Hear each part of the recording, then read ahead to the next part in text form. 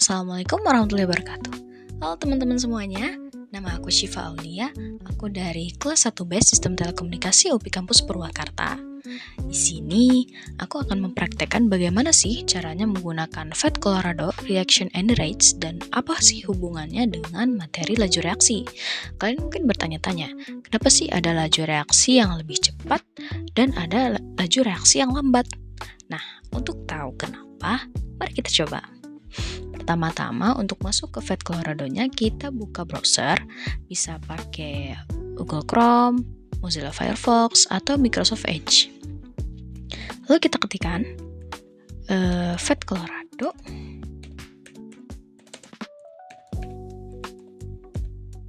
Reaction and Rates. Lalu kita pilih yang paling pertama dari fat.colorado.edu.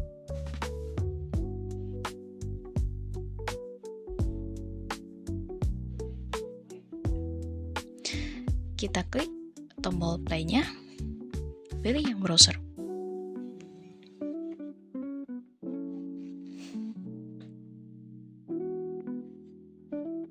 Oke, di sini kita sudah masuk ke alat simulasi Fat Colorado-nya. Kita pilih yang Many Collision, biar kita bisa melihat nih laju reaksi dalam kondisi di mana konsentrasi reaktannya itu padat. Oke. Di sini kita berhadapan dengan interface yang mungkin kalian bingung, ini apaan sih? Kita fokus satu-satu dulu. Fokus di bagian kiri, kotak kuning ini, di dalamnya ada kotak biru. Kotak biru ini adalah tempat di mana laju reaksi terjadi atau nanti yang akan kita pantau. Lalu di sebelah sini ada bar temperatur. Lalu alat yang bentuknya kayak pompa sepeda ini merupakan alat yang digunakan untuk memasukkan molekul yang akan kita libatkan. Misalkan saya masukkan ini molekul A, atau kita bisa ubah jadi molekul BC dan molekul AB, juga molekul C. Nah, di sebelah sini ada kompor nih. Kompor ini untuk apa? Kita fokus ke bar temperaturnya. Kalau slidernya kita naikin, kan temperaturnya akan menaik. Kalau kita turunkan, temperaturnya juga akan turun. Selanjutnya kita fokus pada bar tengah. Apa sih ini? Dari tadi kalian ngeliatin kalau misalkan suhunya aku naikin, garis hijau naik. Kalau misalkan aku turunin, garis hijau turun. Itu apa sih? Garis hijau ini adalah energi yang dimiliki oleh reaktan kita. Jadi, ini adalah energi yang kita punya. Lalu garis biru ini adalah energi aktivasi yang dimiliki. Kenapa bentuknya garis biru tuh kayak gini? Kenapa nggak lurus aja? Karena ini ada penjelasannya. Garis yang pertama adalah energi yang dimiliki oleh reaktan. Kalau ini total rata-rata ya. Ini energi yang dimiliki oleh reaktan. Sedangkan yang paling kanan adalah energi yang dimiliki oleh produk. Dan titik puncak bukit ini adalah energi aktivasinya. Logikanya kalau misalkan energi rata-ratanya nggak nyampe melewati titik puncak dari energi aktivasi, itu kayak kita ngelemparin bola ke tembok. Kalau misalkan lemparan kita nggak melebihi tembok, kan pasti bakal mantul, bolanya nggak bakal lewat. Sama seperti laju reaksi kali ini, kalau bar hijaunya nggak ada di atas titik puncak energi aktivasi, maka laju reaksi tidak mungkin terjadi. Oke, selanjutnya kalian ingat gak sih materi termokimia kemarin, di mana delta H adalah selisih dari energi yang dimiliki oleh produk dan reaktan. Nah, di sini uniknya kita bisa ubah nih energi aktivasi, energi yang dimiliki oleh reaktan, dan energi yang dimiliki oleh produk. Kita ubah di bagian tabs yang paling kanan. Kita pilih select reaction, design your own. Kita bisa tarik nih. Kalau misalkan energi yang dimiliki oleh reaktan lebih rendah daripada energi yang dimiliki oleh produk, maka reaksi yang terjadi adalah reaksi endoterm atau reaksi yang menyerap panas. Kalau misalkan energi yang dimiliki oleh produk lebih rendah daripada energi yang dimiliki oleh reaktan, maka disebut reaksi eksoterm atau reaksi yang menyerap panas. Begitu teman-teman. Jadi materi laju reaksi ini ada sangkut pautnya nih dengan materi termokimia kemarin. Dan di sini juga kita bisa menurunkan atau menaikkan energi aktivasinya. Semakin tinggi, maka laju reaksi semakin mustahil untuk terjadi. Kalau semakin rendah, maka semakin mudah. Oke, lanjut. Di bar paling kanan, kita bisa lihat ada temperatur. Temperatur ini untuk mengkondisikan suhu awal dari tempat yang kita punya.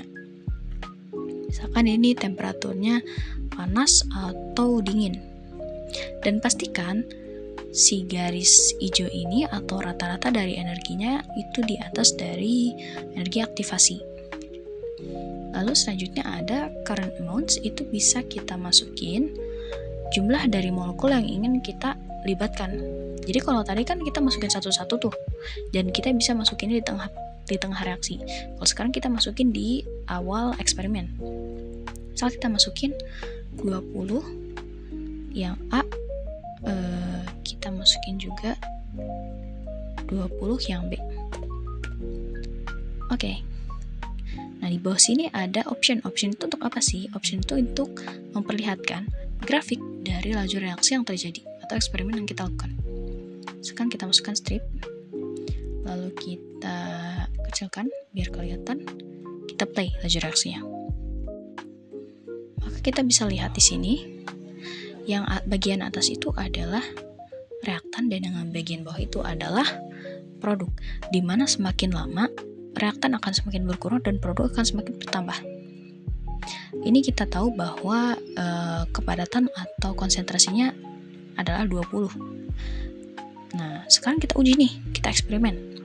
Gimana ya kalau misalkan konsentrasi dari reaktan itu berkurang?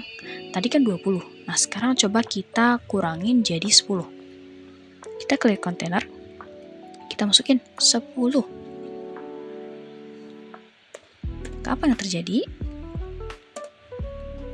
Maka grafiknya akan berubah secara perlahan, lebih lambat daripada yang tadi. Bisa kita lihat di sini, grafiknya menurun lebih lambat daripada yang tadi.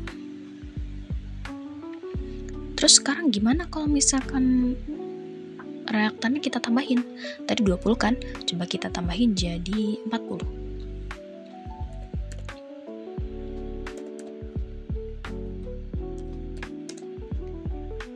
Kita play. Nah, maka grafiknya akan semakin menukik. Si reaktannya akan habis lebih cepat dan produknya akan tercipta lebih banyak. Begitu teman-teman. Jadi itu salah satu faktor yang membedakan kenapa sih ada laju reaksi yang lebih lambat dan ada laju reaksi yang lebih cepat. Oke. Selain konsentrasi dari zat, faktor yang mempengaruhi laju reaksi adalah temperatur. Di sini kan tadi temperaturnya di tengah nih. Kita coba dengan jumlah konsentrasi zat yang sama yaitu 40 dan 40. Gimana kalau temperaturnya kita kurangin? Misalkan kita kurangin jadi dingin banget. Terus reaktannya 40 dan 40. Apa yang akan terjadi? Maka reaksinya cenderung akan lambat.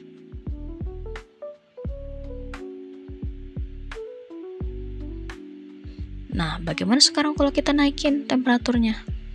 Kalau kita naikin, misalkan di sini aja kita naikin, maka reaksinya akan semakin cepat, akan semakin menukik. Atau kalau mau dilihat lebih jelas lagi, kita clear kontainer dulu, biar adil nih. Kita naikin temperaturnya, kita masukin angka 40 dengan 40. Tadi kan grafiknya agak mendatar ya, nggak terlalu menukik.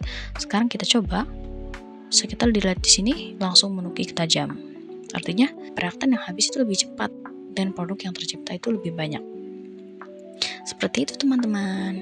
Oke, mungkin cukup sekian penjelasan cara menggunakan alat simulasi FET Colorado. Mohon maaf ada kekurangan dan kesalahan. Assalamualaikum warahmatullahi wabarakatuh.